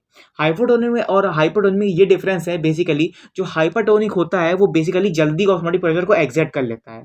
ठीक है, यानी अगर तुम देखते हो, अगर तुम सेल को वाटर में डाल दोगे तो देखना जो कंसंट्रेशन होती है वो 0.7 होती है। ठीक है, 0. SCL यानी कंसंट्रेशन जो होती है वो 0.5% लेस होती है हाइपरटोनिक में। एंड जो हाइपोटोनिक होता है वो यहाँ पे क्या करता है कि 0.5% हाइयर होता है, कि जो सेल होता है वो जल्दी स्वेल करने लगता है। और हाइपरटोनिक में क्या होता है, वो जो सेल होता है वो जल्दी श्रिंक करने लगता है, यानी सिकुड़ने लगता है। ठीक है, ये डिफरेंस होता है। रिवर्स उसमें बात करें, RO की बात करें तो जितने भी सॉल्वेंट पार्टिकल्स हैं सॉल्यूशन में, वो यहाँ पे प्योर सॉल्वेंट ऑफ थ्रो से सेमीपर्मेनेंट मेम्ब्रेन में प्रेशर को एग्जर्ट करेंगे। ठीक है, greater than the osmotic pressure is applied to the solution side. तो जितने भी तुम्हारे सॉल्वेंट पार्टिकल्स हैं सॉल्यूशन में, वो सेमीपर्मेनेंट मेम्ब्रेन में प्रेशर को एग्जर्ट करेंगे, ऑस्मोटिक प्रेशर यहाँ पे अप्लाई होगा सॉल्यूशन साइड पे। ठीक है, वही हमारा क्या होता है, उसी प्रोसेस को बोलते हैं यहाँ पे हम RO, रिवर्स ऑस्मोसिस। एप्लीकेशन की बात करें यहाँ पे तो लिखा हुआ है तुम्हारा डिसएलिगेशन ऑफ द सी वाटर। अगर सी वाटर में देखोगे, यानी समुद्र के पानी में देखोगे तुम, तो वहाँ पे बहुत सा जो मेम्ब्रेन है, यानी एक मेम्ब्रेन टाइप की एक शील्ड बन जाती है। तो वहाँ पे क्या होता है कि जो प्रेशर होता है हमारा वो बहुत ही ज़्यादा ग्रेटर होता है, नहीं ज़्यादा होता है, जो ऑस्मोटिक प्रेशर है वहाँ पे वो चीज़ अप्लाई कर सकते हो तुम। ठीक है, समुद्र के पानी में। अब बात करें आगे तो आगे लिखा हुआ है वेंट ऑफ फैक्टर। तो वेंट ऑफ फैक्टर में देख लो कि आई तुम्हारा यहाँ पे होता है मोलर मास, ठीक है, normal molar mass, abnormal molar mass. And यहाँ पे कॉलिगेटिव प्रॉपर्टी तुम्हारी calculative colligative property and observe हो जाएगी, दो में डिनोट करोगे तुम यहाँ पे। एंड यहाँ पे रॉड्स लॉ वोलेटाइल सॉल्यूट की बात करें यहाँ पे तो भैया सिर्फ फॉर्मुला देख लो तुम लोग यहाँ पे, PA equals to PA naught XA and PB equals to PB naught XB। ये तुम लोग के लिए मैंने वन टाइम रिवीजन के लिए नोट्स रखे हैं, तो इसको वन टाइम रिवाइज करना खाली। एलिवेशन ऑफ बॉइलिंग पॉइंट की देखा जाए तो delta TB equals to KB into M और KB इंटू WB। तो यहाँ पे ये ऐसे डिनोट करके यहाँ पे तुम ये फॉर्मुला यहाँ पे रिप्रेजेंट कर लोगे। ठीक है, delta TF equals to TF not minus का TF, जो कि फॉर्मुला होता है हमारा बॉइलिंग पॉइंट का। ऑस्मोटिक प्रेशर पाई के फॉर्म से डिनोट करोगे यहाँ पे तुम pi equal to CRT, C तुम्हारा मोलैरिटी होता है। ठीक है, modified forms of colligative properties, तो P नॉट PA0 माइनस का PB अपॉन में PA0, IX भी हो जाएगा। I तुम्हारा यहाँ पे क्या है, यहाँ पे डिनोट करा तुम्हारा यहाँ पे कॉलिगेटिव प्रॉपर्टी है, एक्स है तुम्हारा यहाँ पे मोलारिटी है, एंड बी तुम्हारा यहाँ पे बॉइलिंग पॉइंट है, वो चीज डिनोट करना है यहाँ पे C boiling point, differential freezing point, and यहाँ पे ऑस्मोटिक प्रेशर हो जाएगा। एंड इलेक्ट्रोकेमिकल सेल की बात करें यहाँ पे, तो इलेक्ट्रोकेमिकल सेल यानी इलेक्ट्रोकेमिस्ट्री में हम आ चुके हैं। अभी तक गाइस वीडियो को लाइक नहीं किया तो लाइक कर दो, एंड चैनल को भी प्लीज सब्सक्राइब कर लो। एंड इलेक्ट्रोकेमिस्ट्री की बात करेंगे यहाँ पे, तो इलेक्ट्रोकेमिस्ट्री में जो हमारा फर्स्ट टॉपिक आता है वो ये आता है इलेक्ट्रोकेमिकल सेल। ठीक है, तो देखो स्पॉन्टेनियस सेल एक स्पॉन्टेनियस केमिकल रिएक्शन होती है, वो यहाँ पे अगर करती है एक रिएक्शन में जो कि सिंथेसिस गिब्स फ्री एनर्जी को फॉलो करेगी। जो एनर्जी है वो यहाँ पे ट्रांसफॉर्म हो जाती है इलेक्ट्रिकल एनर्जी में। ठीक है, और यहाँ पे नॉन स्पॉन्टेनियस जो प्रोसेस है तुम्हारी प्रोवाइडिंग करती है यहाँ पे एक्सटर्नल एनर्जी को, और फॉर्म करती है यहाँ पे इलेक्ट्रिकल एनर्जी को। जो इलेक्ट्रोकेमिकल सेल है वो यहाँ पे यूज करेंगे एंड कैरी होते हैं इंटर कन्वर्जेंस में। जो गैल्वेनिक सेल है आप बात करें, तो गैल्वेनिक सेल तुम्हारा क्या रिप्रेजेंट करता है, गैल्वेनिक सेल क्या रिप्रेजेंट करता है कि आ स्पॉन्टेनियस केमिकल प्रोसेस, एक स्पॉन्टेनियस केमिकल प्रोसेस होती है जो कि रिएक्शन को यूज करके एक्सट्रैक्ट सेल की जो एनर्जी है वो ट्रांसफॉर्म करती है इलेक्ट्रिक करंट में, उसी को बोलते हैं गैल्वेनिक सेल। ठीक है, एग्जांपल देख सकते हो यहाँ पे डैनियल सेल का यहाँ पे एग्जांपल दिया हुआ है जो कि रिडॉक्स रिएक्शन को फॉलो करता है, एंड यहाँ पे जिंक एंड कॉपर को यहाँ पे एग्जांपल देते हैं। एग्जांपल एक रिएक्शन दी गई है यहाँ पे, देखो जिंक पे अगर 2+ है तो जिंक पे 2+ हो जाएगा, एंड कॉपर तुम्हारा यहाँ पे एलिमिनेट हो जाएगा हाफ रिएक्शन में। एंड यहाँ पे देख सकते हो दोनों की रिएक्शन दिया हुआ है। एंड अब बात करें यहाँ पे इलेक्ट्रोलाइटिक सेल की, इलेक्ट्रोलाइटिक सेल भी सेम होता है, यानी यहाँ पे इलेक्ट्रोलाइटिक सोल्यूशन है वो यहाँ पे कंटेन होता है एनायंस एंड कैटायंस में। ठीक है, एंड जो करंट है तुम्हारा वो सप्लाई होगा यहाँ पे आयंस को इमिग्रेट करेगा। एंड यहाँ पे जितने तुम्हारे इलेक्ट्रोड्स हैं, ठीक है, अपोजिट पोलैरिटी में देखा जाए तो जितने तुम्हारे इलेक्ट्रोड्स हैं वो यहाँ पे स्पॉन्टेनियस रिडक्शन एंड ऑक्सीडेशन यहाँ पे शो करेंगे। ठीक है, अब बात करें यहाँ पे इलेक्ट्रोड पोटेंशियल की, इलेक्ट्रोड पोटेंशियल में दिया हुआ है it is defined as the element tendency to lose और gain the electrons. Electron basically यहाँ पे जो इलेक्ट्रॉन्स हैं वो यहाँ पे क्या होते हैं इलेक्ट्रोड पोटेंशियल में, जो कोई भी जो अगर कोई भी रिएक्शन तुम कर रहे होगे, ठीक है, या फिर कोई भी अगर एलिमेंट्स को डिफाइन कर रहे होगे, तो यहाँ पे इसके कॉन्टेक्ट में आके जितने भी तुम्हारे आयंस हैं वो यहाँ पे लॉस कर देंगे निगेटिविटी चार्ज को या गेन कर देंगे पॉजिटिवली चार्ज को। तो ऑक्सीडेशन रिडक्शन दोनों ही रिफर करेगा यहाँ पे ऑकर्ड करेंगे, एंड यहाँ पे इलेक्ट्रोड जो पोटेंशियल है वो रिफर करेगा ऑक्सीडेशन रिडक्शन पोटेंशियल को। एंड दोनों देख सकते हो यहाँ पे दोनों ही हमको यहाँ पे एग्जाम्पल दिया हुआ है, एटलीस्ट इसको पढ़ लेना। स्टैंडर्ड इलेक्ट्रोड पोटेंशियल की बात करें तो यहाँ पे स्टैंडर्ड इलेक्ट्रोड पोटेंशियल यहाँ पे E0 से E0 होगा। एंड यहाँ पे जो इलेक्ट्रोड पोटेंशियल है वो मेजर करता है कंपैरिजन नहीं कंपेयर करता है स्टैंडर्ड इलेक्ट्रोड हाइड्रोजन को। ठीक है, एंड यहाँ पे किसके अंडर में होता है, ये स्टैंडर्ड कंडीशंस के अंडर में होता है। एंड यहाँ पे जो फॉलोइंग यहाँ पे कंडीशंस हैं, यानी अगर 1 मोल ऑफ कंसंट्रेशन है तो यहाँ पे आयंस को सॉल्यूशन में क्या कर देगा, यहाँ पे डिसॉल्व कर देगा, एंड यहाँ पे डिसॉल्व कर देगा, नहीं तो कंसंट्रेशन यहाँ पे शो करेगा। 290 केल्विन तुम्हारा टेम्परेचर होता है, ईच गैस जो होगी वो यहाँ पे प्रेशर के बारे में एग्जर्ट होगी। इलेक्ट्रोकेमिकल सीरीज तुम जानते हो जो कि हाफ सेल में जो है पोटेंशियल वैल्यूज को यहाँ पे रेफर करती है। एंड यहाँ पे जो पोटेंशियल वैल्यूज हैं रिडक्शन स्टैंडर्ड रिडक्शन पोटेंशियल की, वो यहाँ पे कंक्लूजन ऑफ फॉर्म में इलेक्ट्रोकेमिकल सीरीज यहाँ पे प्रेजेंट होगी। सेल पोटेंशियल और EMF of a cell, cell potential जो है और EMF सेल में क्या बताता है, जो सेल पोटेंशियल है वो यहाँ पे डिफरेंसेस बताता है किसके इलेक्ट्रोड पोटेंशियल के बीच में, दो हाफ सेल्स के बीच में जो इलेक्ट्रिक पोटेंशियल है वो कितना है। ठीक है, नो अगर कोई भी करंट नहीं होगा तो वो सेल वो पुल्ड कर जाएगा, एंड यहाँ पे बोलेंगे यहाँ पे इलेक्ट्रोमोटिव फोर्स यानी EMF डिनोट होगा यहाँ पे। फिर बात करें E cell equal to E cathode minus का ई एनोड जो भी है प्रेजेंट हो जाता है। इसकी जो इक्वेशन है यहाँ पे ऑक्सीडेशन पोटेंशियल की वो यहाँ पे एनोड पे डिपेंड करती है, इंडक्शन पोटेंशियल हमारा यहाँ पे कैथोड पे रिप्रेजेंट होता है। एंड यहाँ पे एनोड की बात करेंगे तो यहाँ पे एनोड जो है वो यहाँ पे left of cathode and right is IR plus में EL।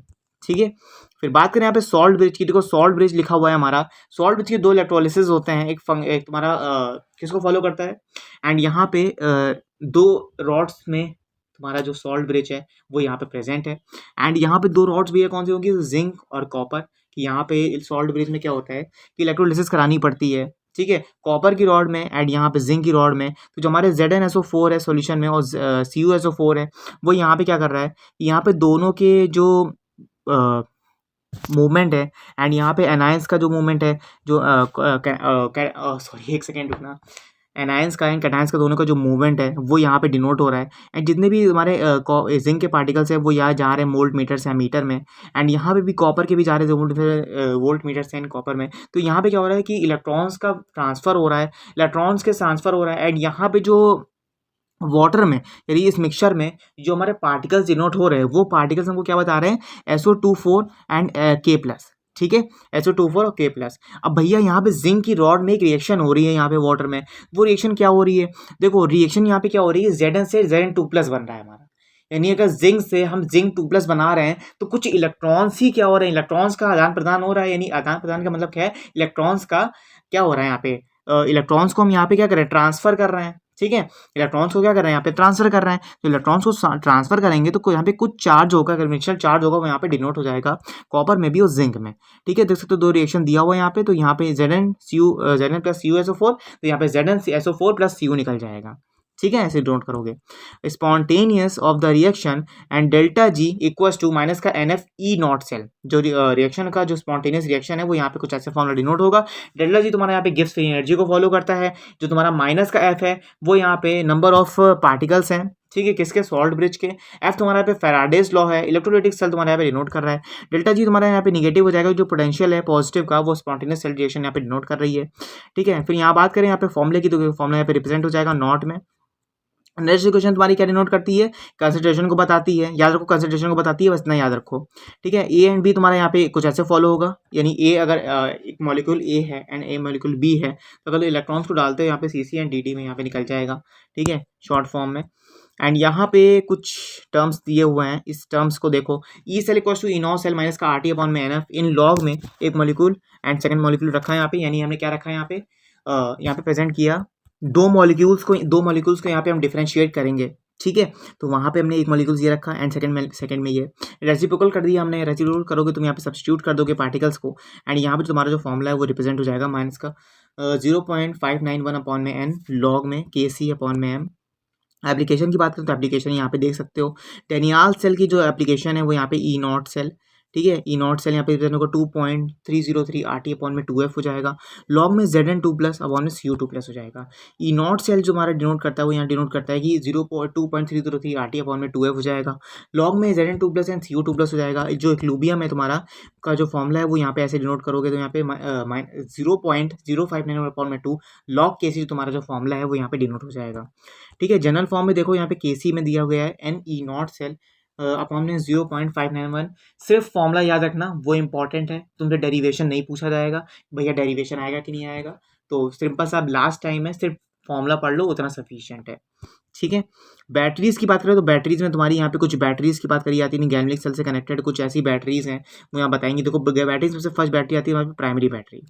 प्राइमरी बैटरी क्या बैटरी होती है, प्राइमरी बैटरी वो बैटरी होती है कि देखते हो कि अगर तुम यहाँ पे जो सेल्स होते हैं प्राइमरी बैटरी में, जितने भी तुम्हारे सेल्स होंगे, जो आयंस होंगे वो तुम्हारे वन टाइम क्या होंगे यहाँ पे, वन टाइम तुमको फॉलो करेंगे, यानी वन टाइम यहाँ पे यूज़ होंगे, एंड बाकी जो उसके जो आयंस है वो यहाँ पे रीयूज़ तुम नहीं कर सकते, ठीक है, तो ऐसे बैटरीज को बोलते हैं यहाँ पे ड्राई सेल एंड लिक्लांचे सेल, ठीक है, कुछ ऐसे सेल होते हैं वो यहाँ पे 2 सेल डिनोट होता है, यहाँ पे मर्क्यूरी सेल भी होता है यहाँ पे, अब देखते हैं थोड़ा डिटेल में। और ड्राई सेल जो होता है उसमें क्या होता है, यहाँ पे एनोड होता है, जिंक कंटेनर होता है, कैथोड जो होता है यहाँ पे वो होता है कार्बन ग्रेफाइट रॉड होती है जो सराउंड करती है पावर ऑफ MnO2 को और कार्बन के साथ में। जो इलेक्ट्रोलाइट होता है इसमें वो होता है हमारा ZnCl2 एंड यहाँ पे NH4Cl, ठीक है, जिंक क्लोराइड का और यहाँ पे अमोनियम क्लोराइड का जो रिएक्शन हो जाएगी तुम्हारी, ये रिएक्शन कंफर्म हो जाएगी, ऐसे बहुत ही छोटी रिएक्शन है।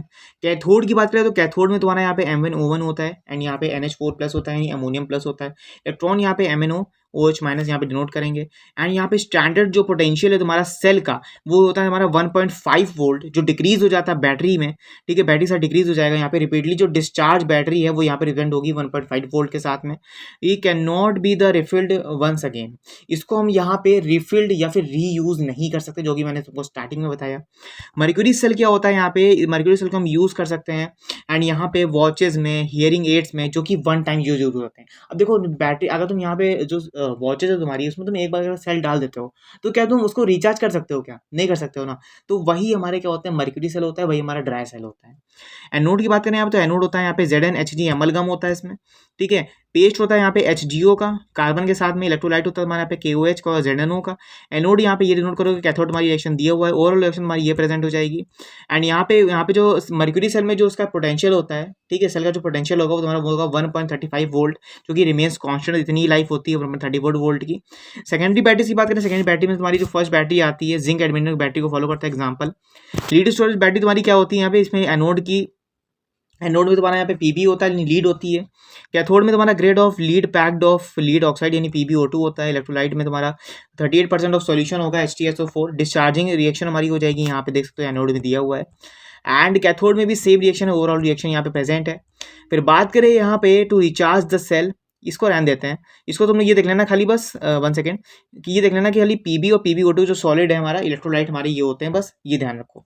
रिचार्जिंग में ये देख लो कि 2 Pb अगर SO4 है तो और प्लस में 2H2O है तो PbS निकल जाएगा सॉलिड में, और जो PbSO4 है वो तुम्हारा यहाँ पे सिंगल फॉर्म में टूट जाएगा, रिएक्शन कंफर्म हो जाएगी। फ्यूल सेल की बात करें यहाँ पे तो फ्यूल सेल लिखा हुआ है तुम्हारा fuel cell varies the traditional battery that is react. देखो फ्यूल सेल में क्या होता है, फ्यूल सेल ट्रेडिशनल बैटरी को फॉलो करता है।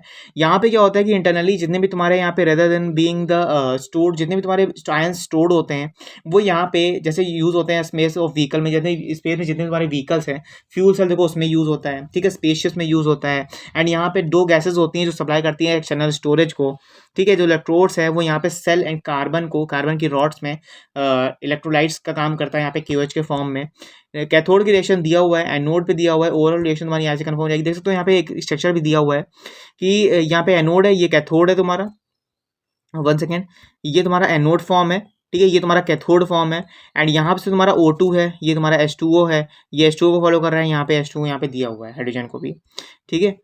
फिर बात करें यहाँ पे कोरिजन की, तो कोरिजन में तो दिया हुआ है कि यहाँ पे on the surface of iron, मतलब कोरिजन पे अगर किसी भी सरफेस अगर आयरन इंजेक्ट कर ले यानी Fe हमारा आयरन अगर इंजेक्ट कर ले तो वो जो मेटल है, ठीक है, किसी भी मेटल पे अगर आयरन इंजेक्ट कर ले तो वो जो रिडॉक्स रिएक्शन है वो यहाँ पे डेवलप होती है इलेक्ट्रोकेमिकल सेल में, ठीक है, उसी को बोलते हैं यहाँ पे इलेक्ट्रोकेमिकल सेल। देखते हो इलेक्ट्रोकेमिकल सेल में कभी कभी जंग लगने लगता है, यानी वहाँ पे जो आयरन होता है वो इंजेक्ट करने लगता है, ठीक है, वो चीज़ यहाँ पे डिनोट होती है।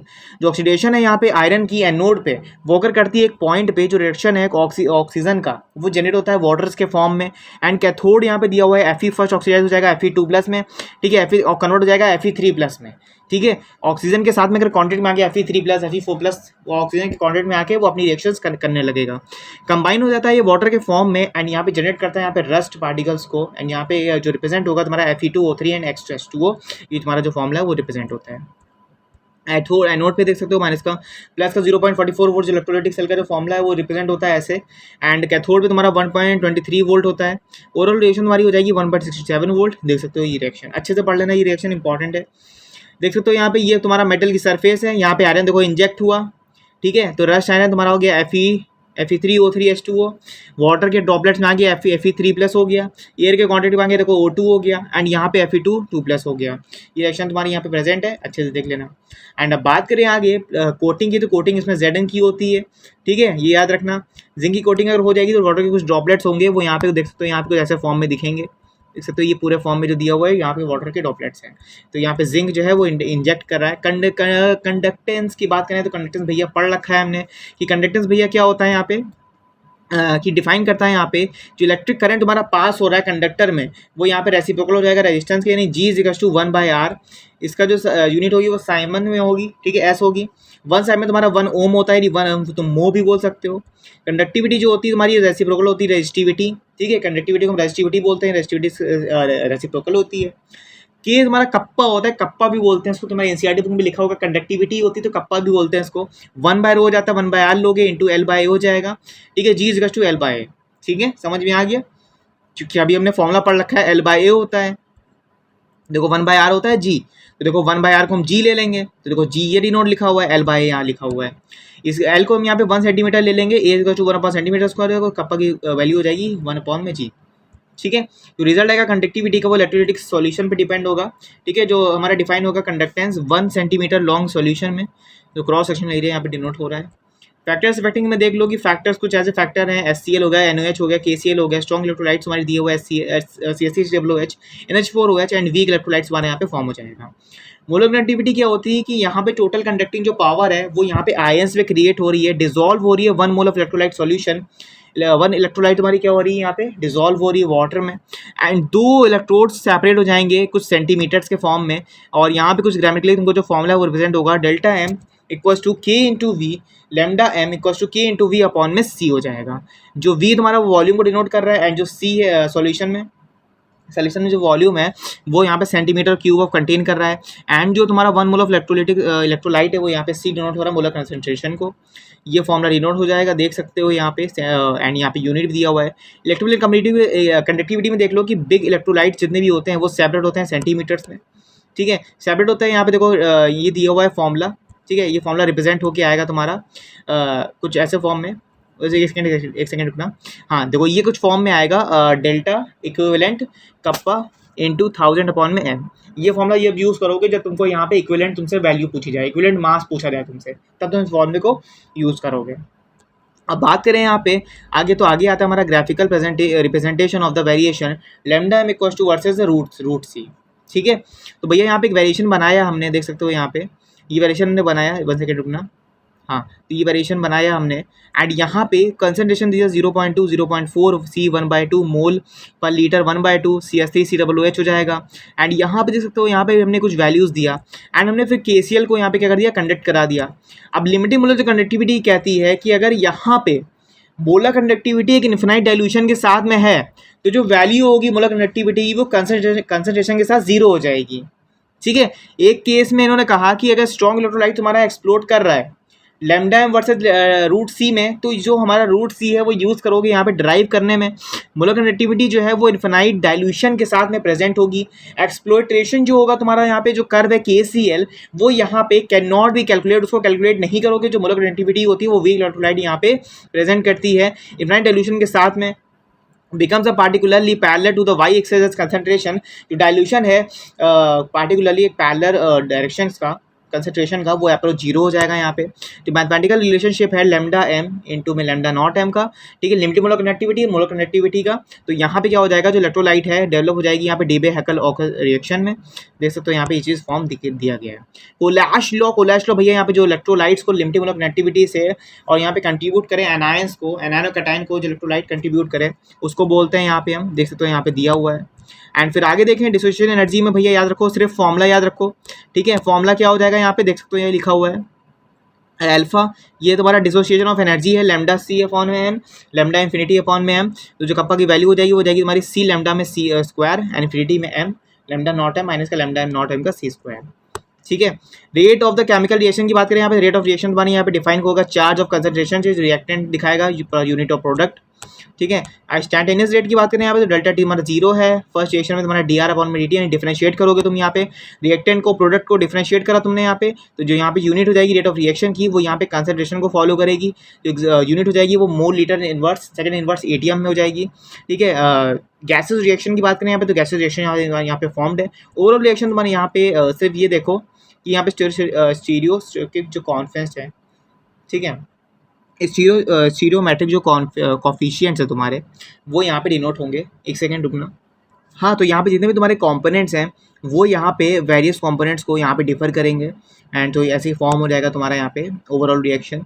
डिपेंडेंस की बात करें तो भैया डिपेंड, ये दो चीज़ पे डिपेंड होते हैं, फैक्टर्स पे और यहाँ पे कंसंट्रेशन ऑफ रिएक्टेंट पे, ठीक है। इंटीग्रेटेड फॉर्म में देखो जीरो ऑर्डर रिएक्शन, भैया जीरो ऑर्डर रिएक्शन तुम यहाँ पे एक बार प्रैक्टिस कर लेना, मैंने यहाँ पे डाल दिया है पूरा डेरिवेशन। देख तो रिएक्शन से प्रोडक्ट बनाएंगे तो यहाँ पे रेट ऑफ रिएक्शन यहाँ पे प्रेजेंट होगा, R तुम्हारा जीरो हो जाएगा पहले, फिर K/N लेंगे हम, K dt आ जाएगा, ठीक है। तो इस रिएक्शन को अच्छे से पढ़ लेना, जो वैल्यू आएगी तुम्हारी वो ये आ जाएगी K = R0 minus R upon T। And जो फर्स्ट ऑर्डर में देखा जाए, फर्स्ट ऑर्डर में जो तुम्हारी वैल्यू होगी वो आ जाएगी यहाँ पे K = T1 अपॉन में T2 माइनस का T1 लॉग R1 अपॉन में R2। एंड थोड़ा सा और डिफरेंशिएट करोगे तो वैल्यू आएगी तुम्हारी यहाँ पे लॉग R0 अपॉन में R equal to KT upon में 2.303। हाफ लाइफ ऑफ रिएक्शन की बात करें तो हाफ लाइफ रिएक्शन क्या हो जाएगी हमारी, हाफ लाइफ जो रिएक्शन है हमारी वो एक टाइम के साथ में कंसंट्रेशन को प्रेजेंट करेगी, जो रिएक्टेंट हमारा वो रिड्यूस कर देगी एक half life of initial concentration में। एंड रिप्रेजेंट करोगे यहाँ पे T1/2 से, तो यहाँ पे जो जीरो ऑर्डर रिएक्शन है रेट कांस्टेंट की वो यहाँ पे इक्वेशन डिनोट करेगी R = R0 माइनस का RT अपॉन में T, ठीक है। जो रेट कांस्टेंट है तुम्हारा वो यहाँ पे T हाफ बिकम्स करेगा, यहाँ पे T हाफ बिकम्स बढ़ जाएगा। एंड यहाँ पे कुछ ऐसे डिनोट करोगे इस फॉर्मूले को, देखो डेरिवेशन तुम लोग पढ़ लेना ना, वीडियो बहुत बड़ी हो जाएगी। T हाफ = 0.693 अपॉन में K, ठीक है, ये वैल्यू रहेगी तुम्हारी हाफ लाइफ की। प्रीसिडो फर्स्ट ऑर्डर रिएक्शन में सिर्फ देख लो कि जो कंडीशन होती है रिएक्शन की वो फर्स्ट ऑर्डर को क्या करती है, डिफाइन करती है। एग्जांपल देखो लिखा हुआ है तुम्हारे जैसे CH3 C2H5 प्लस में H2O, H प्लस तुम जैसे ही डालोगे तो CH3 H हो जाएगा और C2H5OH हो जाएगा। ठीक है, C2H5OH। ये देखो जितने भी तुम्हारा वाटर है, वाटर की कंसंट्रेशन 1 हो जाती है, इसकी कंसंट्रेशन क्या हो जाएगी, ये हो जाएगी, यानी 5 कंसंट्रेशन दिया हुआ है। अगर कंसंट्रेशन प्रीसिडो फर्स्ट ऑर्डर रिएक्शन ये बताती है कि कंसंट्रेशन किसकी 1 हो जाएगी, भैया H2O दिया उसकी 1 हो जाएगी, वाटर कंसंट्रेशन क्या होती है, 1 होती है। तो वही चीज़ यहाँ पे डिनोट हो रही है इन टर्म्स के फॉर्म में।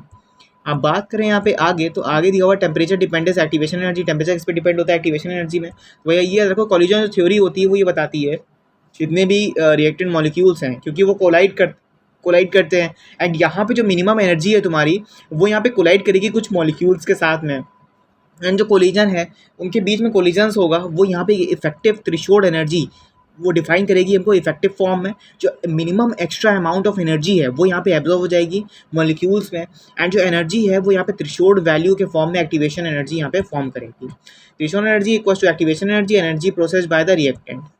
देख सकते हो लिखा हुआ है अरेनियस इक्वेशन, देख लो बस इक्वेशन याद रखो, K = AE माइनस का EART।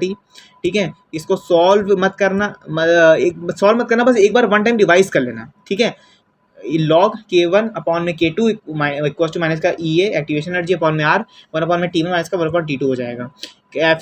इफेक्ट ऑफ कैटलिस्ट में बात करें तो कैटलिस्ट के जो सब्सटेंसेस होते हैं वो यहाँ पे केमिकल में चेंज होते हैं। ठीक है, इतना ध्यान रखो। And D N block elements की बात करें यहाँ पे, तो ट्रांजिशन एलिमेंट्स क्या होता है भैया डी ब्लॉक में, तो भैया यहाँ पे जो पीरियोडिक टेबल ये बताती है कि जितने तुम्हारे यहाँ पे पी ब्लॉक में एस ब्लॉक में जितने तुम्हारे एलिमेंट्स होंगे वो यहाँ पे ग्रुप 2 से ग्रुप 13 द पीरियोडिक टेबल में जितने तुम्हारे एलिमेंट्स हैं वो यहाँ पे किसको डिनोट करेंगे, पी ब्लॉक एलिमेंट्स को और एस ब्लॉक एलिमेंट्स को। ट्रांजिशन सीरीज ये बताती है कि जितने तुम्हारे डिस्टिंक्शन ट्रांजिशन सीरीज है, ठीक है, फर्स्ट ट्रांजिशन सीरीज में देखो यहाँ पे इन्वॉल्व होते हैं यहाँ पे 3D फॉर ऑर्बिटल्स, रेंजिंग करते हैं यहाँ पे हम स्कैंडियम को यानी 21 को, जिंक को करते हैं यहाँ पे 30 से। ठीक है, सेकंड ट्रांजिशन सीरीज में देखा जाए तो इन्वॉल्व होते हैं यहाँ पे filling of 4D orbitals, start होते हैं यहाँ पे जीटीनियम से यानी 39 से, 39 एटॉमिक नंबर होता है इनका। कैडमिनियम तुम्हारा 48 होता है एटॉमिक नंबर, इसे स्टार्ट होता है। एंड अब बात करें इन्वॉल्विंग द फिलिंग, इन्वॉल्व होते हैं यहाँ पे 5D ऑर्बिटल्स जो कि तुम्हारा लैंथोनॉइड से स्टार्ट होते हैं 5D ऑर्बिटल में 57 से, और लैंथेनम तुम्हारा 14 एलिमेंट से स्टार्ट होता है जो कि होता है तुम्हारा यहाँ पे फिल करता है 4F ऑर्बिटल को, जो कि हैफनियम होता है जो कि 72 पे होता है। ठीक है, अब बात करें यहाँ पे इनर ट्रांजिशन एलिमेंट्स की, तो यहाँ पे block of elements F block में जितने तुम्हारे एलिमेंट्स होंगे वो मेटालिक नेचर बताएंगे। ठीक है, और क्या बताएंगे, फिजिकल प्रॉपर्टीज बताएंगे तुमको, मेल्टिंग पॉइंट्स बताएंगे। ठीक है, कलर्ड कंपाउंड्स बताएंगे तुमको यहाँ पे। देखो डेफिनेशन में कुछ नहीं लिखा है, सिर्फ याद रखो कि क्या क्या चीज़ें बताते हैं। डी ट्रांजिशन बताएंगे, डी ट्रांजिशन भैया कैसे होता है यहाँ पे, भैया अनपेयर्ड इलेक्ट्रॉन की वजह से होगा डी ट्रांजिशन। ठीक है, जितने भी अनपेयर्ड इलेक्ट्रॉन्स होंगे वो बताएंगे तुमको। कलर्स कॉम्प्लेक्स फॉर्मेशन में क्या बताएंगे तुमको, पी ब्लॉक जितने भी एलिमेंट्स हैं ट्रांजिशन मेटल्स में having the strong ability to form the complexes, strong ability तुमको फॉर्म करेंगे कुछ कॉम्प्लेक्सेस फॉर्म में और एट्रीब्यूट हो जाएंगे यहाँ पे स्मॉल फॉर्म में। हाईली चार्ज जितने तुम्हारे आयंस है वो वेकेंट ऑर्बिटल्स फॉर्म करेगा। एंड कैटलिक प्रॉपर्टीज की बात करें यहाँ पे, तो मेनी ऑफ ट्रांजिशन मेटल्स है जितने भी तुम्हारे यहाँ पे कॉम्पोनेंट्स में कैटलिस्ट में, वो केमिकल रिएक्शन यहाँ पे कैटलिक प्रॉपर्टीज यहाँ पे फॉर्म करेगा। इंडस्ट्रियल कंपोनेंट्स में क्या होते हैं, जितने तुम्हारे large amount of industrial compounds होते हैं, जैसे मान के चलो कि तुम्हारे कुछ आयंस हो गए या मेटल्स हो गए, वो यहाँ पे एग्जेप्शन है जिसपे वो यहाँ पे फॉर्म होते हैं सेलेस्टियल में, सॉरी इंडस्ट्रियल में, सेलेस्टियल नहीं इंडस्ट्रियल लिखा है। इंडस्ट्रियल में कुछ ऐसे मेटल्स होते हैं जो large amount of industrial compounds present करते हैं।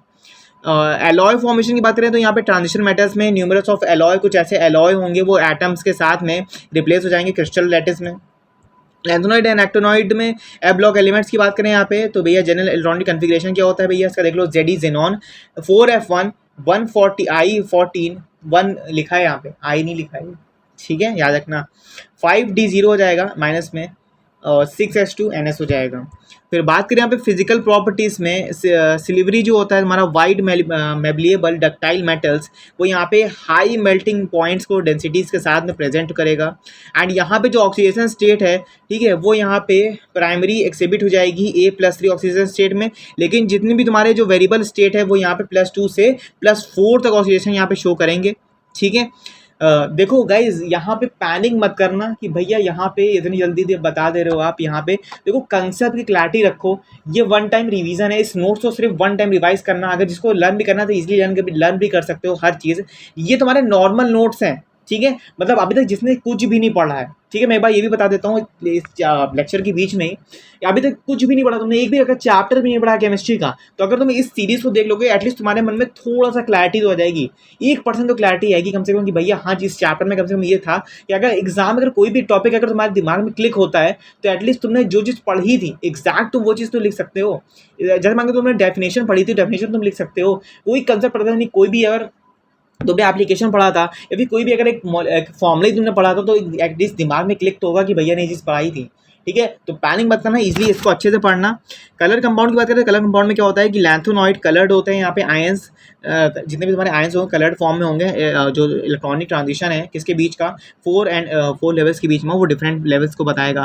मैग्नेटिज्म भी यहाँ पे क्या करता है कि लैंथोनॉइड होता है, सीरियम होता है, ठीक है, मैग्नेटिज्म जो कि लैंथोनॉइड के जितने भी तुम्हारे आयंस हैं वो पैरामेग्नेटिक एक्सेप्ट करते हैं, ठीक है, 4f में, ठीक है, विद 4f में, एंड यहाँ पे लेकिन जो हमारा लैंथेनम और सीरियम होता है वो यहाँ पे 4f में नहीं होता है क्योंकि इस पर एक्सेप्शन होता है। रिएक्टिविटी को बताते हैं, आयनिक नेचर को बताते हैं, लैंथोनिक कंडक्शन क्या होता है, ग्रेजुअली डिक्रीज हो जाता है एटॉमिक एंड आयोनिक साइज, ठीक है, लैंथोनिक कंडक्शन में। लैंथोनिक कंडक्शन जो सीरीज होती है वो यहाँ पे लैंथोनिक कंडक्शन को फॉलो करती है। एक्टोनॉइड्स में क्या होता है कि फिजिकल प्रॉपर्टीज बताई जाती है, आयोनिक साइज बताया जाता है, ऑक्सीजन स्टेट बताता है यहाँ पे, तो किसकी ऑक्सीजन स्टेट, यूरेनियम की और नेप्टूनियम की और प्लूटोनियम की, ठीक है, ये 3 याद रखना कि एक्टोनॉइड जो ऑक्सीजन स्टेट है वो यहाँ पे बताता है कौन, यूरेनियम, ठीक है, यूरेनियम, नेप्टूनियम और प्लूटोनियम, ठीक है, इस पर +4 की ऑक्सीजन स्टेट होती है। एंड अब बात करें यहाँ पे रेडियो एक्टिविटी की, रेडियो एक्टिविटी क्या होती है, यहाँ पे जितने भी एक्टिनॉइड्स हैं रेडियो एक्टिव हैं वो यहाँ पे एलिमेंट्स को, यहाँ पे एलिमेंट्स के बियॉन्ड यहाँ पे यूरेनियम को मैन मेड में यहाँ पे क्या करेंगे एक्टिनॉइड्स में एक्टिविटी रेडियो वेव्स फॉर्म्स में क्या होंगे यहाँ पे एक्टिवेट करेंगे। जो यहाँ पे कॉम्प्लेक्स फॉर्मेशन की बात करें तो जो तुम्हारे एक्टिनॉइड्स हैं वो यहाँ पे टेंड हो जाएंगे एक फॉर्म के कॉम्प्लेक्स में, जो कि मोर देन लैंथेनॉइड जो होगा वो यहाँ पे कॉम्प्लेक्सेस के फॉर्म में प्रेजेंट करेगा। एंड अब बात करें यहाँ पे चैप्टर नंबर 5 यानी कोऑर्डिनेशन कंपाउंड्स की। कोऑर्डिनेशन कंपाउंड में इंट्रोडक्शन पे देखें तो इंट्रोडक्शन में भैया इतना कुछ खास नहीं लिखा है, ठीक है, याद रखो केमिकल बॉन्डिंग होती है, बस क्या होती है, केमिकल बॉन्डिंग होती है किसमें, कोऑर्डिनेशन कंपाउंड्स में। अब बात करें यहाँ पे टाइप्स ऑफ मॉलिक्यूलर कंपाउंड्स में भैया डबल सॉल्ट होता है। डबल सॉल्ट भैया क्या होता है, डबल सॉल्ट में सिर्फ 2 डिफरेंट सॉल्ट होते हैं जो कि क्रिस्टलाइज हो जाते हैं सिंगल सब्सटेंसेस में, आयनाइज हो जाते हैं कुछ डिस्टिंक्ट सॉल्ट्स में, उसी को बोलते हैं जो वाटर में डिजोल्व हो जाए उसको बोलते हैं डबल सॉल्ट, ठीक है। मोहर सॉल्ट भी होता है, पोटैश एल्यूमिनियम सॉल्ट होता है, तुम लोग लैब में गए होगे तो तुमने मोहर सॉल्ट देखा होगा। मोहर सॉल्ट क्या होता है कि बहुत उसमें कंसंट्रेशन बहुत ही ज़्यादा हाईली होती है, वो जल्दी डिजोल्व हो जाता है। एंड पोटैश एलम भी देखा होगा, ठीक है। तो यहाँ पे जो रिएक्शन है वो तुम यहाँ पे देख सकते हो, लिखा हुआ है FeSO4 NH4 SO4 डॉट में 6H2O Fe2+ एंड इक्वेशन में निकाल लोगे रिएक्शन। कोऑर्डिनेशन कंपाउंड की बात करें, कोऑर्डिनेशन कंपाउंड में लिखा हुआ है coordination compound is referred molecules formed by the combination. देखो कोऑर्डिनेशन कंपाउंड में क्या होता है कि कुछ ऐसे मॉलिक्यूल्स होते हैं जो कि कंबाइन होते हैं दो से ज़्यादा सिंपल मॉलिक्यूलर कंपाउंड्स जो कि यहाँ पे आइडेंटिफाई करते हैं सॉलिड को, जो कि डिजोल्व हो जाते हैं। कॉपर एमोनियम यहाँ पे SO4 लिखा हुआ है, तो यहाँ पे देखो CONH3 SO4 निकल जाएगा क्योंकि यहाँ पे सल्फेट है, सल्फेट यहाँ पे के पास 2+ आयंस नहीं है, तो यहाँ पे क्या करेगा 2+ आयंस को रिप्रेजेंट करेगा। फिर बात करें यहाँ पे कोऑर्डिनेशन एंटिटी की, भैया सिर्फ याद रखो कि इसमें फिक्स्ड सेंट्रल मेटल होता है जो कि एटम और आयन को बॉन्डेड फॉर्म में रिप्रेजेंट करता है, ठीक है। तो याद रखो कि यहाँ पे देखो लिखा हुआ है CONH3 6HCl3, तो इसने 2 मॉलिक्यूल्स को साथ में जोड़ रहा है, ठीक है, 2 मॉलिक्यूल्स को साथ में यहाँ पे क्या क्या कनेक्ट किया है, एक मेटल को और साथ में देखो तुम्हारा CO कोबाल्ट क्या है, मेटल है, ठीक है, आयन तुम्हारा क्या है NH3 है, ठीक है, क्लोरीन देखो दिया हुआ है, तो यहाँ पे क्या करेगा, यहाँ पे अटैच कर रखा है। सेंट्रल एटम भैया क्या होता है, यहाँ पे देखो यहाँ पे ये चीज़ होती है कि जितने भी तुम्हारे यहाँ पे निगेटिवली चार्ज आयंस हैं, ठीक है, निगेटिव जितने भी चार्ज आयंस है, जैसे मान के चलो कि अमोनिया, ठीक है, अमोनिया पे भैया प्लस चार्ज होता है, अमोनिया निगेटिव होता है, कौन कह रहा है प्लस चार्ज होता है, ठीक है, चार्ज तो प्लस होता है ना, अमोनिया तो निगेटिव होता है। एंड यहाँ पे जो Cl3 है वो यहाँ पे रिप्रेजेंट होगा कोबाल्ट 3+ होगा, जितने तुम्हारे सेंट्रल मेटल्स हैं वो यहाँ पे पॉजिटिवली चार्ज होंगे, कोऑर्डिनेट बॉन्ड बनाएंगे NH3 मॉलिक्यूल्स के साथ में, तो यहाँ पे भी यही चीज़ रिप्रेजेंट होगी। लिविस एसिड यहाँ पे बोलते हैं यहाँ पे मेटल्स के आयंस को, एंड कोऑर्डिनेशन एटम्स को यहाँ पे लिविस एसिड भी बोलेंगे एंड मेटल्स आयन भी रिप्रेजेंट होते हैं। लिगेंड्स की बात करें यहाँ पे, तो लिगेंड्स क्या होते हैं भैया, लिगेंड्स में आयंस और मॉलिक्यूल्स बॉन्ड बनाते हैं। कोऑर्डिनेशन एंटिटी यहाँ पे जैसे बताया कि मेटल एटम और मेटल साथ में होते हैं, ऐसे ही यहाँ पे भी जो क्लोरीन है एंड यहाँ पे आयंस और मॉलिक्यूल्स है वो भी साथ में रहेंगे। जो small molecules like H2O aniline ammonia and larger molecules हैं यहाँ पे, तो यहाँ पे कुछ ऐसे फॉर्म रिप्रेजेंट करेंगे हमारी, ठीक है, देख सकते हो यहाँ पे। एंड अब बात करें आगे, तो आगे लिखा हुआ है हमारा कोऑर्डिनेशन नंबर। कोऑर्डिनेशन नंबर सिर्फ याद रखो कि भैया सिर्फ सेकेंडरी वैलेंसी को बताता है, ठीक है, सेकेंडरी वैलेंसी को, एंड यहाँ पे एटम्स के और आयंस के कोऑर्डिनेशन नंबर को बताता है। ठीक है, मेटल्स में कोऑर्डिनेशन नंबर क्या है, एटम आयंस क्या है। कोऑर्डिनेशन भैया स्फीयर क्या होता है, चलो डायग्राम से समझते हैं। देखो मान के चलो कि तुम्हारा यहाँ पे एक मॉलिक्यूल लिखा हुआ है, तो तुम्हारा जो निकल है वो बताता है कि सेंट्रल क्या है यहाँ पे, निकल तुम्हारा क्या है, सेंट्रल मेटल एटम है, यानी आयन है तुम्हारा एक। अब बात करें यहाँ पे NH3 तुम्हारा लीगेंड है, एंड तुम्हारा काउंटर आयन क्या है, तुम्हारा क्लोरीन है। ठीक है, कुछ ये बताता है हमारा स्फीयर। अब बात करें यहाँ पे काउंटर आयन की, काउंटर आयन तुम्हारा क्या बताता है, कॉम्प्लेक्स आयन, जो कि तुम्हारा ये प्रेजेंट हो गया। ये जी तुम्हारा यहाँ पे आयंस है। अगर तुमने इसको यहाँ पे रिएक्शन करी तो यहाँ पे देख सकते हो, यहाँ पे 2+ चार्ज हुआ है, तुम्हारा यहाँ पे 6 का होल ट्वाइस में जो इंटरमीडिएट फॉर्म में जो चार्ज लगा वो तुम्हारा कॉम्प्लेक्स आयन बताएगा। एंड यहाँ पे जो प्रिसाइजली जो हमारा AgCl रिमूव हुआ वो बताएगा। कोऑर्डिनेशन स्फीयर की बात करें, कोऑर्डिनेशन स्फीयर क्या होता है भैया, यहाँ पे होमोलिटिक एंड हाइड्रोलिटिक को बताता है। ठीक है, होमोलिटिक क्या होता है भैया, यहाँ पे होमोलिटिक कॉम्प्लेक्सेस यहाँ पे क्या होता है कि जो सेंट्रल एटम्स होते हैं वो कोऑर्डिनेट बॉन्ड बनाते हैं लीगेंड के साथ में, जो कि देख सकते हो यहाँ पे लिखा हुआ है CONH3 का होल ट्वाइस में 6 3+ आयन, ये तुम्हारा होमोलिटिक हो जाएगा। हेटेरोलिटिक में क्या होता है कि जो कॉम्प्लेक्सेस होते हैं वो सेंट्रल एटम के साथ में बनाते हैं। भैया एटम क्या होगा यहाँ पे, बेसिकली यहाँ पे देख सकते हो ये एटम लिया हमने, क्लोरीन को हमने ऐड किया, ये क्या हमारा एटम है, इसको हमने ऐड कर लिया, तो यहाँ पे क्या होगा, सेंट्रल एटम को यहाँ के साथ में क्या बनाया, यहाँ पे बॉन्ड बनाया। हेटेरोलिटी तुम्हारा ये होता है। वर्नर थ्योरी भैया क्या कहती है, वर्नर थ्योरी तुमसे ये बताती है कि अगर बॉन्डिंग का नेचर तुम्हारा कॉम्प्लेक्स के साथ में अगर सम यानी एक तरह से एक सेम है, ठीक है, तो जो मेटल जो तुम्हारा कॉम्प्लेक्स बनाएगा वो डिफरेंट टाइप्स की वैलेंसीज रिप्रेजेंट करेगा।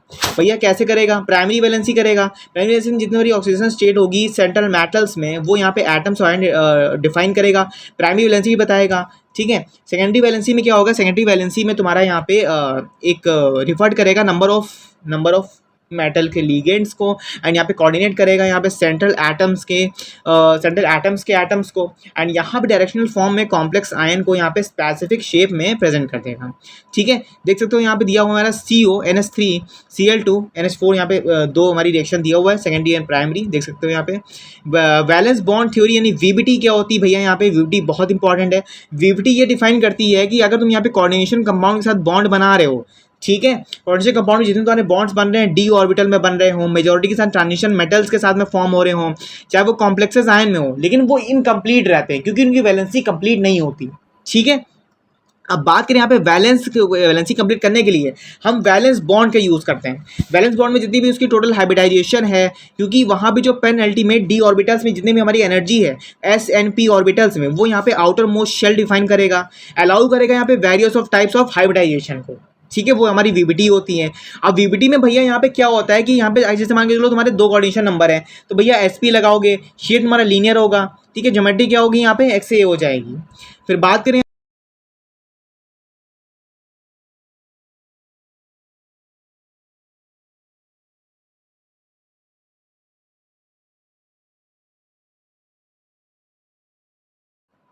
सो फर्स्ट में तुमने देखा कि यहाँ पे हमारा जो 2 था, एक बार फिर से बता दे रहा हूँ कि 2 था तुम्हारा, तो यहाँ पे SP तो बनाओगे तुम हाइब्रिडाइजेशन, एंड यहाँ पे लीनियर तुम्हारी शेप ऑफ ज्योमेट्री रहेगी, एंड यहाँ पे जो 4th में तुम्हारा SP3 होगा, टेट्राहेड्रॉन होगा, ज्योमेट्री कुछ ऐसे रिप्रेजेंट होगी। एंड अब बात करें यहाँ पे 4th की, तो 4 पे DSP2 लगाओगे, स्क्वायर प्लेनर रहेगी, ये कुछ ऐसा शेप होगा तुम्हारा। 5th में देख सकते हो, 6th में देख लेना ऐसे ही। एंड यहाँ पे बात करें लिमिटेशन की, लिमिटेशन भैया तुम लोग पढ़ लेना अच्छे से। ठीक है, एंड यहाँ पे क्रिस्टल फील्ड थ्योरी क्या होती है, क्रिस्टल फील्ड थ्योरी क्या होती है कि जितने भी तुम्हारे वैलेंस बॉन्ड थ्योरी यानी VBT में हमने पढ़ा था कि हमको क्या करना पड़ता है, यहाँ पे वैलेंस बॉन्ड थ्योरी का यूज़ करना पड़ता है। ठीक है, तो यहाँ पे क्या करना पड़ता है, सेल्स को बैलेंस करना पड़ता है, एंड यहाँ पे क्या होता है, क्रिस्टल में फॉर्म में करना पड़ता है। यानी मान के चलोगे कि तुम्हारे यहाँ पे एक अट्रैक्शन है तुम्हारा कॉम्प्लेक्स के फॉर्म, यानी मेटल्स जितने भी सेंट्रल एटम्स हैं वो एक लीगेंड अगर बता रहे हैं तो वो इलेक्ट्रोस्टैटिक फॉर्म में बता रहे होंगे, एंड यहाँ पे कुछ एग्जेप्शन भी लगेगा क्रिस्टल फील्ड में। ठीक है, उन एक्सेप्शन को बोलते हैं यहाँ पे क्रिस्टल फील्ड थ्योरी। ये लोग पढ़ लेना अच्छे से। देख सकते हो यहाँ पे एक स्ट्रक्चर बना हुआ है, क्रिस्टल के फॉर्म में बना हुआ है। ठीक है, तो क्रिस्टल फॉर्म बना है, कुछ एक फील्ड बनी है, देखो यहाँ पे एक स्क्वायर की, इस फील्ड के बीच में एक एटम दिया हुआ है, इसी एटम को बोलते हैं यहाँ पे क्रिस्टल फील्ड थ्योरी। एक फील्ड बनी हुई है क्रिस्टल के फॉर्म में, वही बताती है कि यहाँ पे क्रिस्टल फील्ड थ्योरी यहाँ पे रिप्रेजेंट होगी, ये कुछ ज्योमेट्री के फॉर्म में हो जाएगा। ठीक है, और फिर दिया हमारा ऑक्टेड्रल कॉम्प्लेक्सेस, तुम लोग पढ़ लेना गाइस, कुछ बच गया है अगर स्पेक्ट्रल सीरीज देख लो तो ये देख लेना तुम लोग। एंड फिर बात करें यहाँ पे स्ट्रक्चरल आइसोमेरिज्म की, आइनोमेरिज्म पढ़ लेना। ठीक है, अगर जो चीज़ छूट गई वो मैं तुमको नेक्स्ट वीडियो में पढ़ा दूंगा, हाइड्रेट आइसोमेरिज्म। ठीक है, ये देख लेना तुम लोग, कोऑर्डिनेशन आइसोमेरिज्म पढ़ लेना। एंड अब कुछ भी नहीं है, सिर्फ तुमको सिर्फ थ्योरी थोड़ी पढ़नी है। ठीक है, ऑक्टाहेड्रल है, ठीक है। ज्योमेट्रिकल आइसोमेरिज्म है भाई, से पता ही किससे एंड ट्रांस पता ही क्या होता है, अपोजिट हो जाता है, ठीक है। एंड अब बात करें यहाँ पे टाइप्स ऑफ लिगेंड की, लिगेंड पता ही तुम लोग, चिलेटिंग लिगेंड पढ़ लेना अच्छे से, एबिनेटेड लिगेंड देख लेना, ठीक है। आइसोनो ग्रुप होता है, ठीक है।